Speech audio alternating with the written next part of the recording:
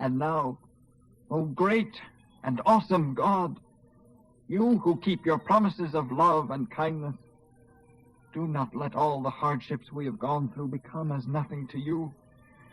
Great trouble has come upon us, and upon our kings and princes and priests and prophets and ancestors, from the days when the kings of Assyria first triumphed over us until now. Every time you punished us, you were being perfectly fair. We have sinned so greatly that you gave us only what we deserved. Our kings, princes, priests, and ancestors didn't obey your laws or listen to your warnings. They did not worship you despite the wonderful things you did for them and the great goodness you showered upon them. You gave them a large, fat land, but they refused to turn from their wickedness. So now we are slaves here in the land of plenty which you gave to our ancestors. Slaves among all this abundance. The lush yield of this land passes into the hands of the kings whom you have allowed to conquer us because of our sins. They have power over our bodies and our cattle, and we serve them at their pleasure and are in great misery. Because of all this, we again promise to serve the Lord, and we and our princes and Levites and priests put our names to this covenant.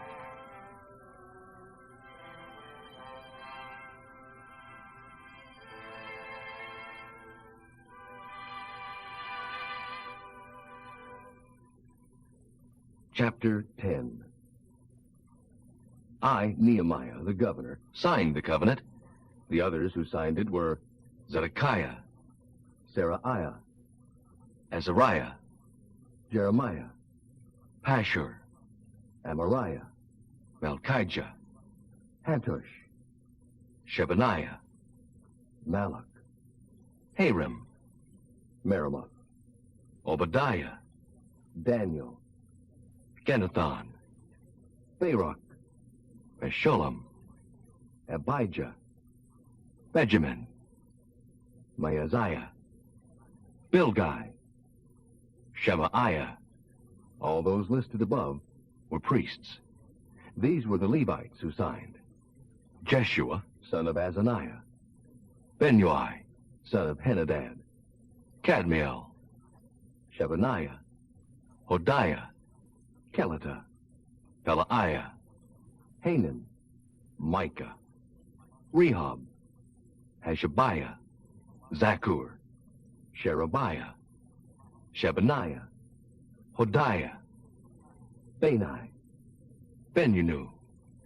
The political leaders who signed: Parosh, Pahath Moab, Elam, Zatu, Bani, Bonai, Asgad, Bebai, Adonijah, Bigvai, Adin, Ater, Hezekiah, Azer, Horiah, Hashem, Bezai, Hariph, Anathoth, Nebai, Magpiash, Meshullam, Hezer, Meshezabel, Zadok, Jaddua, Pelatiah, Hanan, Anaiah, Hoshea, Hananiah, Hashub, Halohesh, Pilha, Shobek, Rehum, Hashabnah, Maaseiah, Ahiah, Hanan, Anan, Malach, Harbaena. These men signed on behalf of the entire nation, for the common people, the priests, the Levites, the gatekeepers, the choir members, the temple servants, and all the rest who, with their wives and sons and daughters, who were old enough to understand, had separated themselves from the heathen people of the land in order to serve God. For we all heartily agreed to this oath, and vowed to accept the curse of God unless we obeyed God's laws as issued by his servant Moses. We also agreed not to let our daughters marry non-Jewish men, and not to let our sons marry non-Jewish girls. We further agreed that if the heathen people in the land should bring any grain or other produce to be sold on the Sabbath, or on any other holy day, we would refuse to buy it. And we agreed not to do any work every 7th year, and to forgive and cancel the debts of our brother Jews. We also agreed to charge ourselves annually with a temple tax, so that there would be enough money to care for the temple of our God. For we needed supplies of the special bread of the presence, as well as grain offerings and burnt offerings for the Sabbaths, the new moon feasts, and the annual feasts. We also needed to purchase the other items necessary for the work of the temple and for the atonement of Israel. Then we tossed a coin to determine when, at regular times each year, the families of the priests, Levites, and leaders should supply the wood for the burnt offerings at the temple as required in the law. We also agreed always to bring the first part of every crop to the temple, whether it be a ground crop or from our fruit and olive trees. We agreed to give to God our oldest sons, and the firstborn of all our cattle, herds, and flocks, just as the law requires. We presented them to the priest who minister in the temple of our God.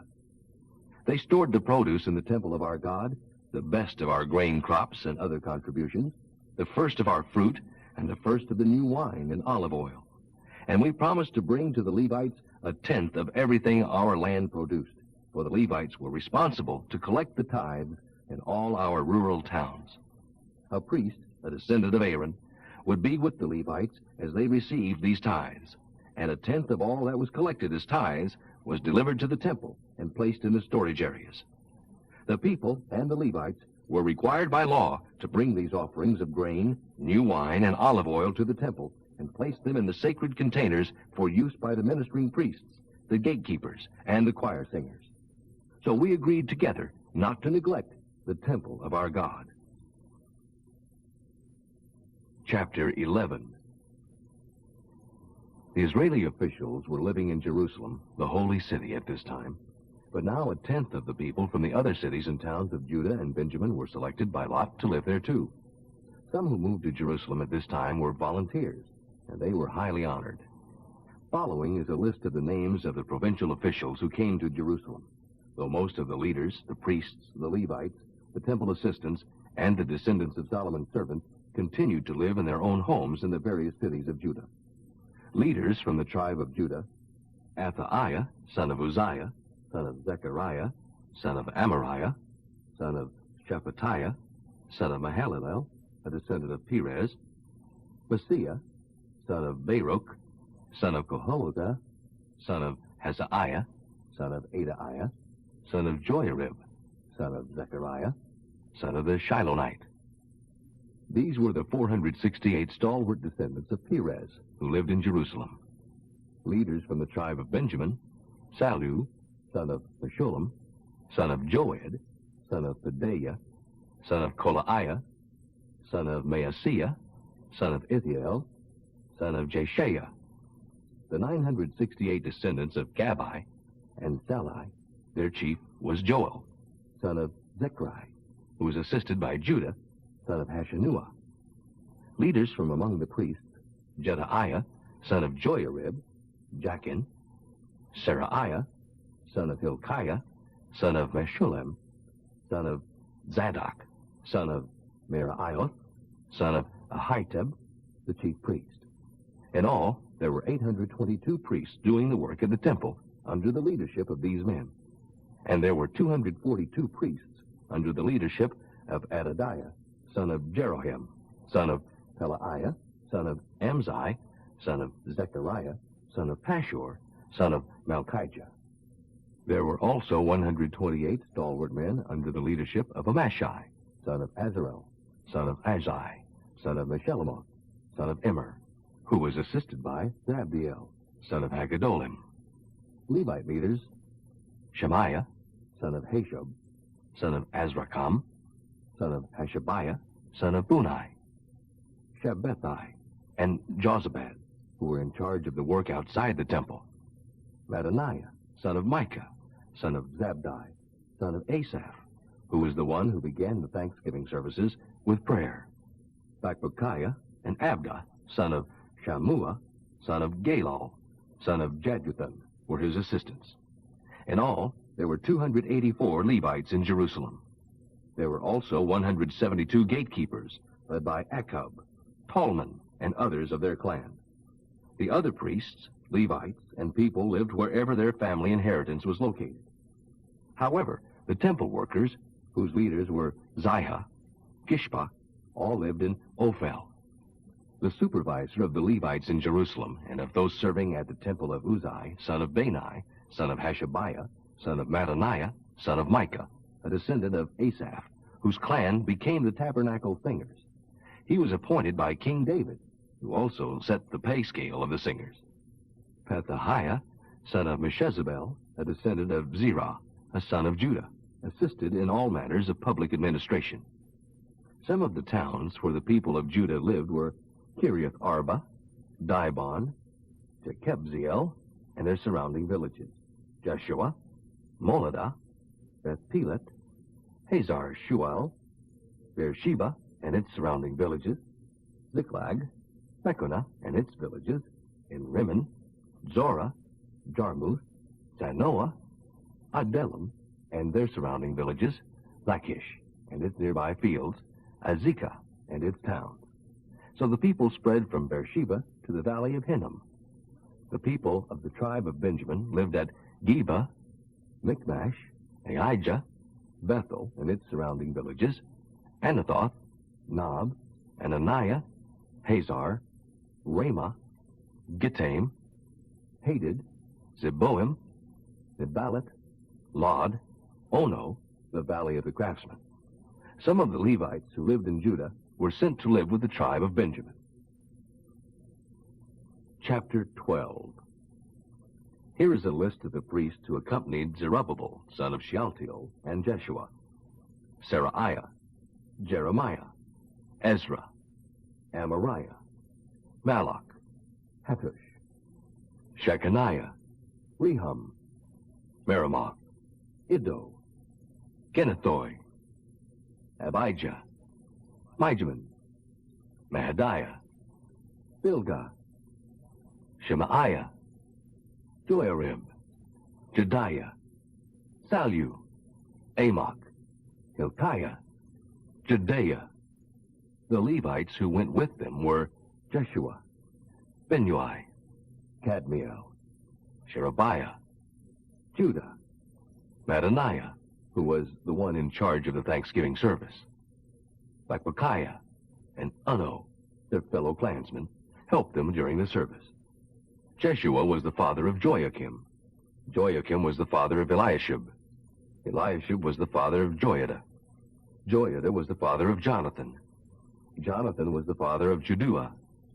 The following were the clan leaders of the priests who served under the high priest Joachim: Meraiah, leader of the Seraiah clan; Hananiah, leader of the Jeremiah clan; Meshullam, leader of the Ezra clan; Jehohanan, leader of the Amariah clan; Jonathan, leader of the Malachi clan; Joseph, leader of the Shebaniah clan; Adnah, leader of the Haram clan; Helkai, leader of the Meraioth clan; Zechariah, leader of the Iddo clan; Meshullam, leader of the Ginnethon clan; Zichri, leader of the Abijah clan; Piltai, leader of the Moadiah and Miniamin clans; Shammua, leader of the Bilgah clan; Jehonathan, leader of the Shemaiah clan; Mattaniah, leader of the Joiarib clan; Uzai, leader of the Jehadiah clan; Kalai, leader of the Salai clan; Eber, leader of the Amok clan; Hashabiah, leader of the Hilkiah clan; Nathano, leader of the Judaiah clan. A genealogical record of the heads of the clans of the priests and Levites was compiled during the reign of King Darius of Persia, in the days of Eliashib, Joiada, Johanan, and Jaddua, all of whom were Levites. In the book of the Chronicles, the Levite names were recorded down to the days of Johanan, the son of Eliashib. These were the chiefs of the Levites at the time: Hashabiah, Sherebiah, and Jeshua, son of Kadmiel. Their fellow clansmen helped them during the ceremonies of praise and thanksgiving, just as commanded by David, the man of God. The gatekeepers who had charge of the collection centers at the gates were Mattaniah, Bakbukiah, Obadiah, Meshullam, Talman, Akub. These were the men who were active in the time of Joachim, son of Jeshua, son of Jozadak, and when I was the governor, and when Ezra was the priest and teacher of religion. During the dedication of the New Jerusalem wall, all the Levites throughout the land came to Jerusalem to assist in the ceremonies and to take part in the joyous occasion with their thanksgiving, cymbals, psalteries, and harps. The choir members also came to Jerusalem from the surrounding villages and from the villages of the Netophathites. They also came from Beth Gilgal and the area of Geba and Asmaveth, for their singers had built their own villages as suburbs of Jerusalem. The priests and Levites first dedicated themselves, then the people, the gates, and the wall. I led the Judean leaders to the top of the wall and divided them into 2 long lines to walk in opposite directions along the top of the wall, giving thanks as they went. The group which went to the right toward the dung gate consisted of half of the leaders of Judah, including Hoshaiah, Azariah, Ezra, Meshullam, Judah, Benjamin, Shemaiah, and Jeremiah.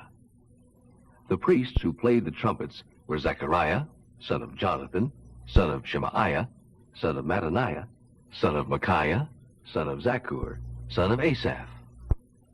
Shemaiah, Azarel, Belalai, Gilalai, Maai, Nathanael, Judah, and Hanani.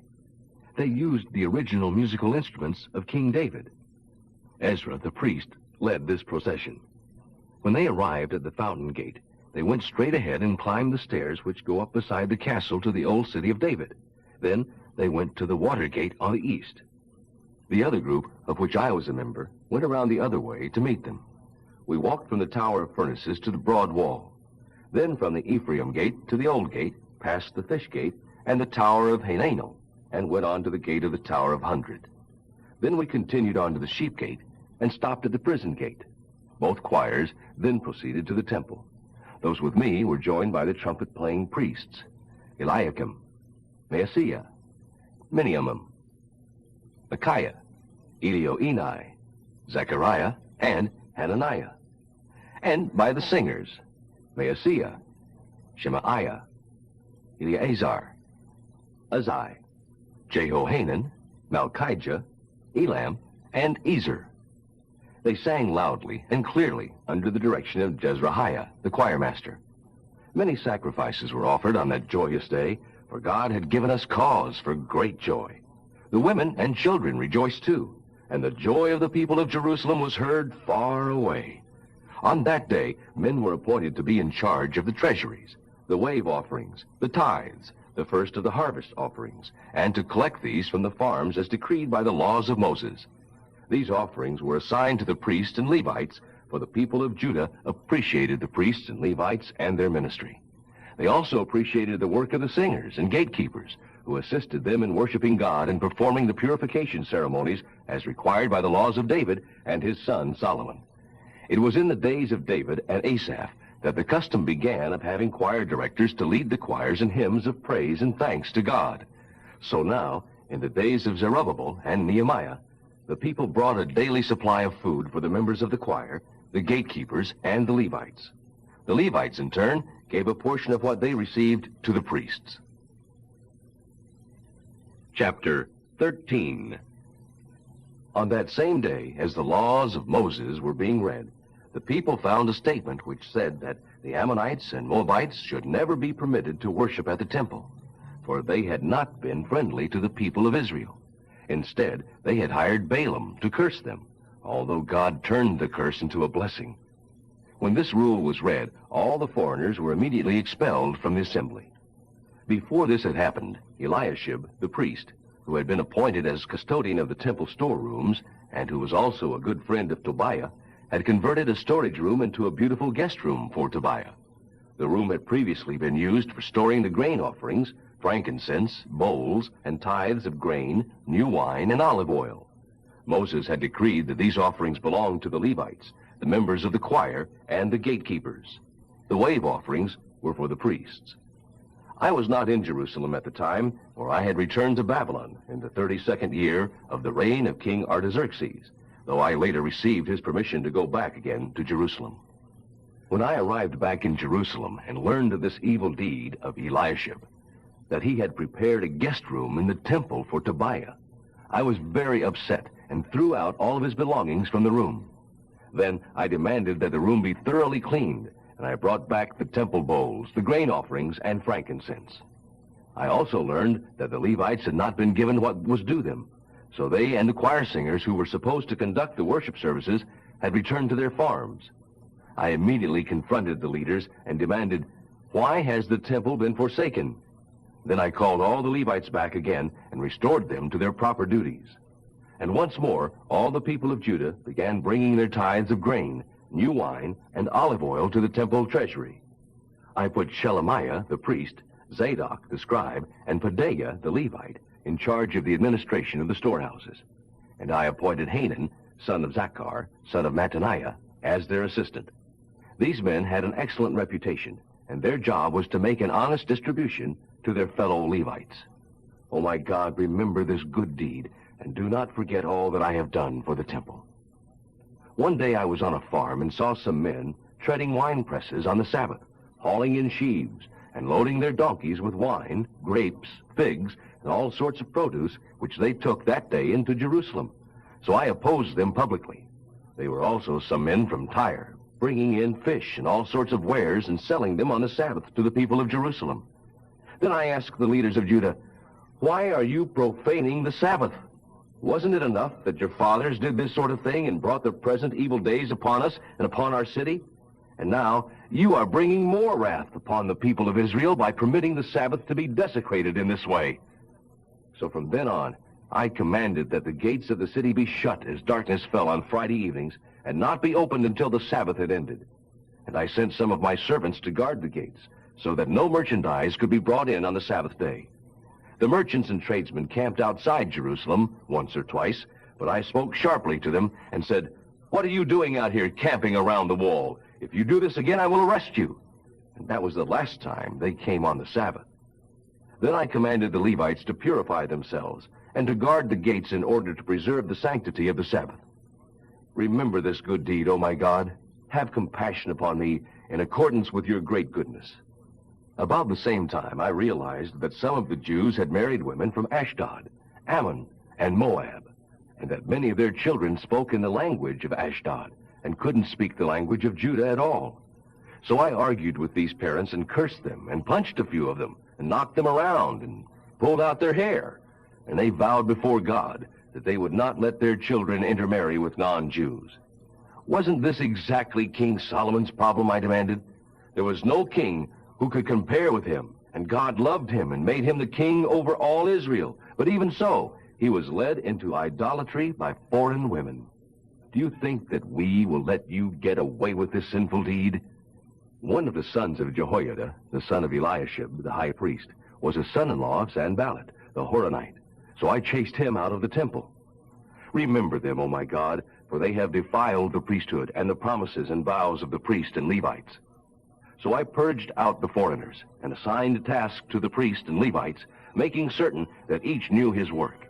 They supplied wood for the altar at the proper times and cared for the sacrifices and the first offerings of every harvest. Remember me, my God, with your kindness.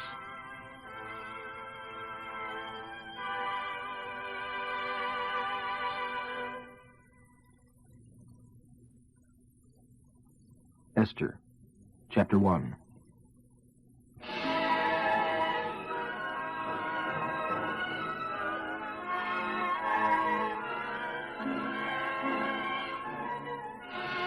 It was the 3rd year of the reign of King Ahasuerus, emperor of vast Media-Persia, with its 127 provinces stretching from India to Ethiopia. This was the year of the great celebration at Shushan Palace, to which the emperor invited all his governors, aides, and army officers, bringing them in from every part of Media-Persia for the occasion. The celebration lasted 6 months, a tremendous display of the wealth and glory of his empire. When it was all over, the king gave a special party for the palace servants and officials, janitors and cabinet officials alike, for 7 days of revelry held in the courtyard of the palace garden, The decorations were green, white, and blue, fastened with purple ribbons tied to silver rings embedded in marble pillars. Gold and silver benches stood on pavements of black, red, white, and yellow marble. Drinks were served in golden goblets of many designs, and there was an abundance of royal wine, for the king was feeling very generous. The only restriction on the drinking was that no one should be compelled to take more than he wanted, but those who wished could have as much as they pleased. For the king had instructed his officers to let everyone decide this matter for himself.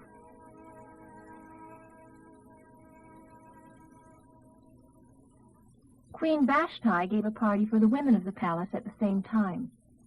On the final day, when the king was feeling high, half drunk from wine, he told the 7 eunuchs who were his personal aides, Mehuman, Biztha, Harbona, Bigtha, Abagtha, Zethar, and Carcass, to bring Queen Vashti to him with the royal crown upon her head, so that all the men could gaze upon her beauty, for she was a very beautiful woman.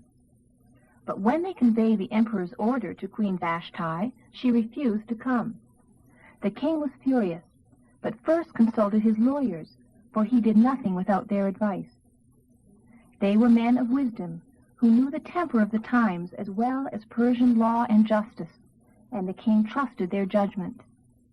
These men were Karshina, Shethar, Admatha, Tarshish, Meres, Marcina, and Memucan, 7 high officials of Media Persia. They were his personal friends as well as being the chief officers of the government.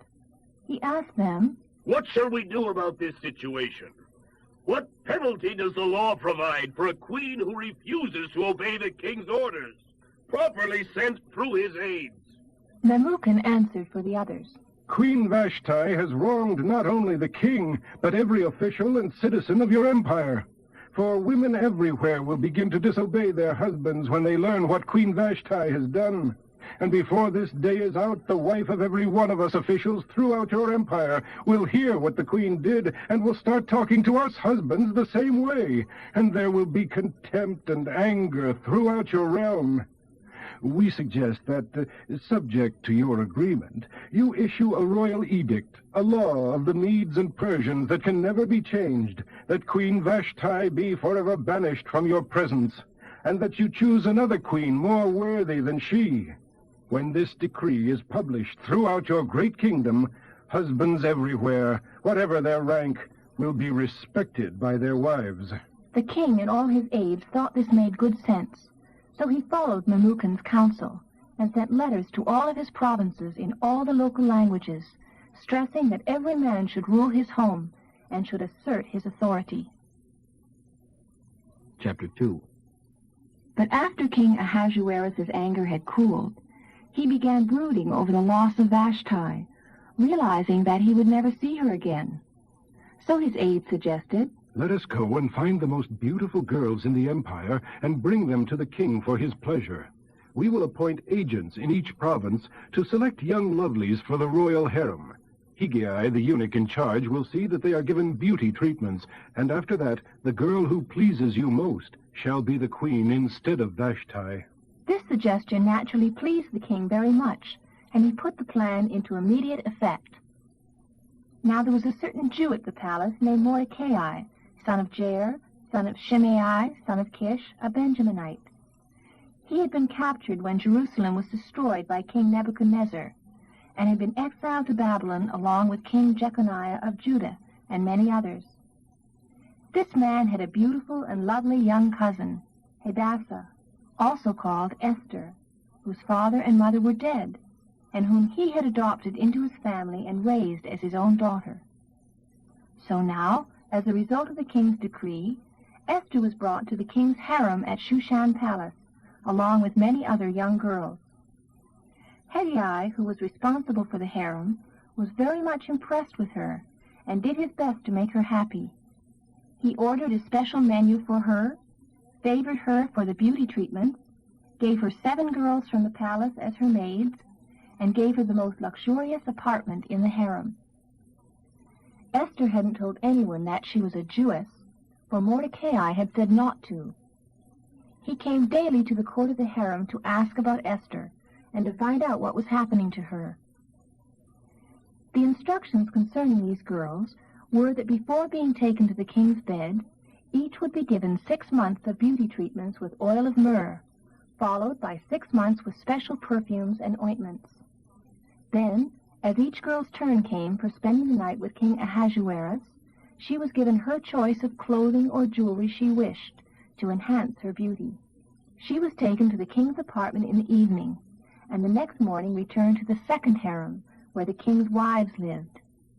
There she was under the care of Shaashgaz, another of the king's eunuchs, and lived there the rest of her life, never seeing the king again unless he had especially enjoyed her and called for her by name.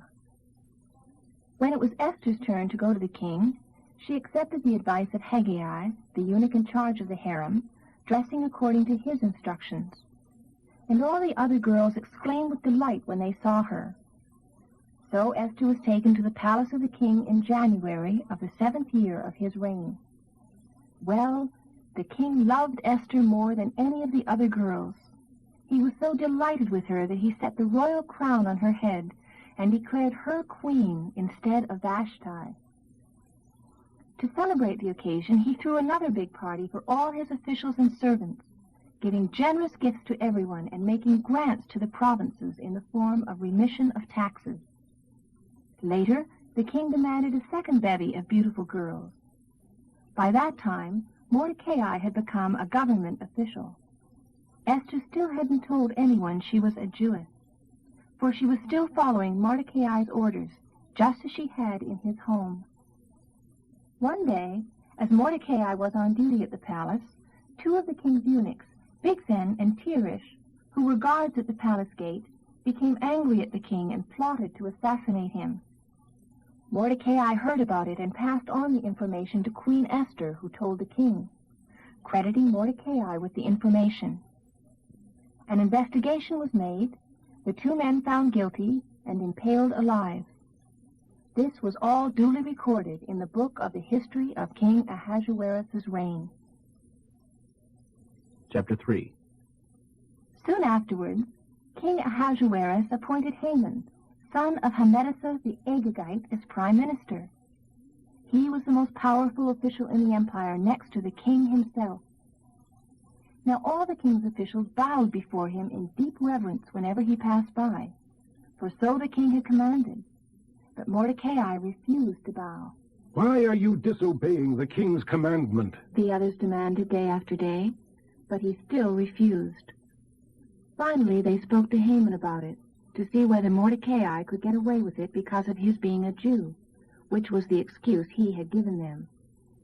Haman decided, however, not to lay hands on Mordecai alone, but to move against all of Mordecai's people, the Jews, and destroy all of them throughout the whole kingdom of Ahasuerus. The most propitious time for this action was determined by throwing dice. This was done in April of the 12th year of the reign of Ahasuerus, and February of the following year was the date indicated. Haman now approached the king about the matter. There is a certain race of people scattered through all the provinces of your kingdom, and their laws are different from those of any other nation, and they refuse to obey the king's laws. Therefore it is not in the king's interest to let them live. If it please the king, issue a decree that they be destroyed, and I will pay $20 million into the royal treasury for the expenses involved in this purge. The king agreed, confirming his decision by removing his ring from his finger and giving it to Haman, telling him, Keep the money, but go ahead and do as you like with these people, whatever you think best. 2 or 3 weeks later, Haman called in the king's secretaries and dictated letters to the governors and officials throughout the empire, to each province in its own languages and dialects. These letters were signed in the name of King Ahasuerus and sealed with his ring. They were then sent by messengers into all the provinces of the empire, decreeing that the Jews, young and old, women and children, must all be killed on the 28th day of February of the following year, and their property given to those who killed them. A copy of this edict, The letter stated, must be proclaimed as law in every province, and made known to all your people, so that they will be ready to do their duty on the appointed day. The edict went out by the king's speediest couriers after being first proclaimed in the city of Shushan. Then the king and Haman sat down for a drinking spree as the city fell into confusion and panic. Chapter 4. When Mordecai learned what had been done, he tore his clothes and put on sackcloth and ashes and went out into the city, crying with a loud and bitter wail. Then he stood outside the gate of the palace, for no one was permitted to enter in mourning clothes.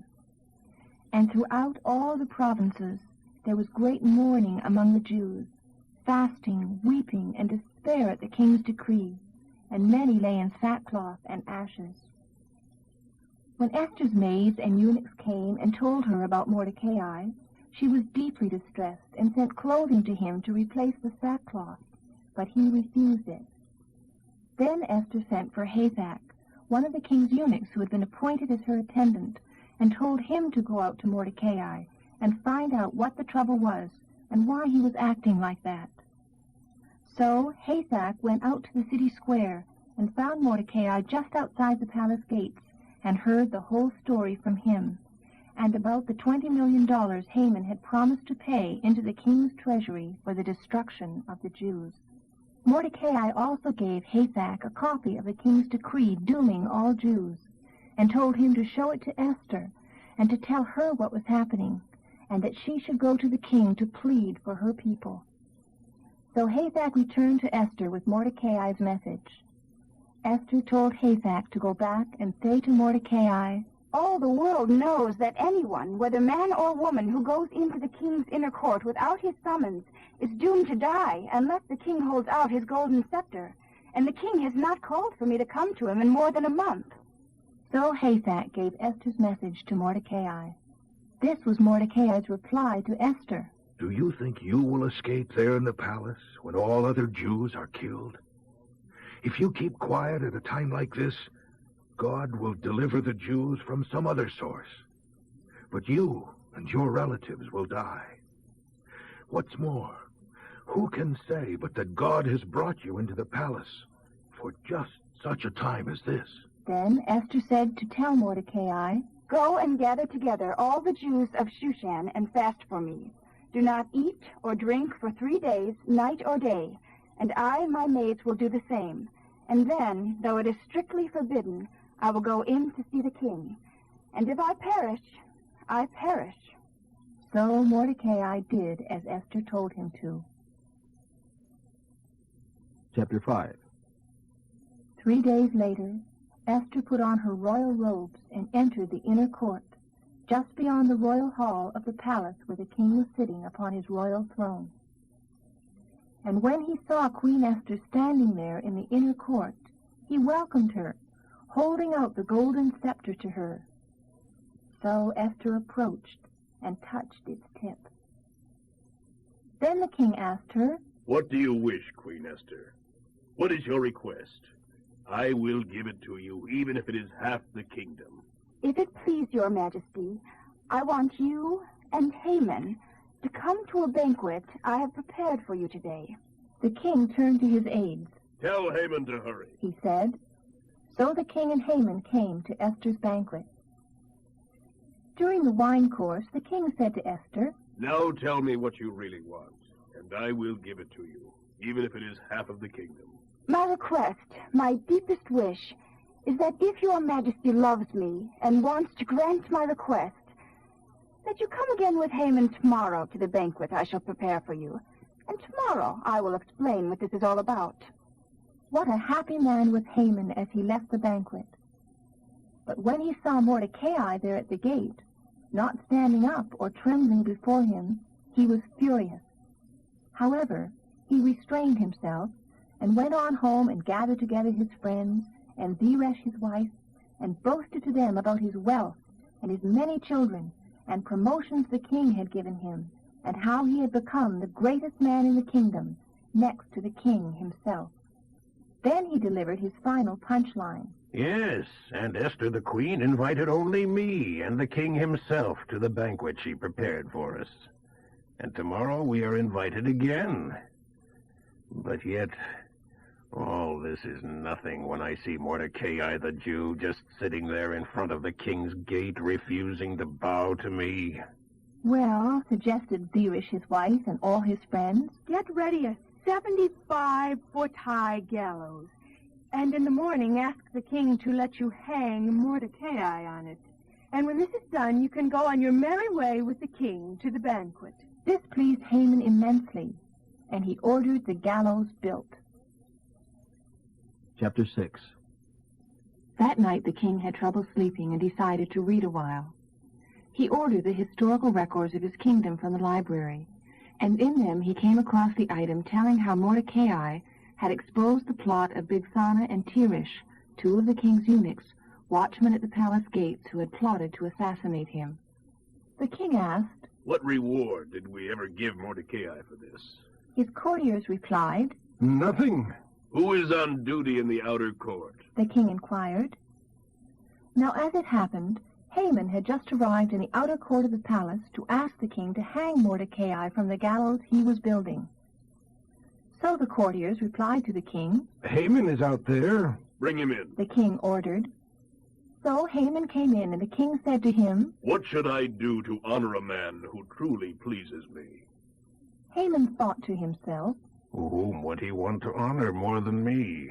So he replied, Bring out some of the royal robes the king himself has worn, and the king's own horse, and the royal crown, and instruct one of the king's most noble princes to robe the man and to lead him through the streets on the king's own horse, shouting before him, This is the way the king honors those who truly please him.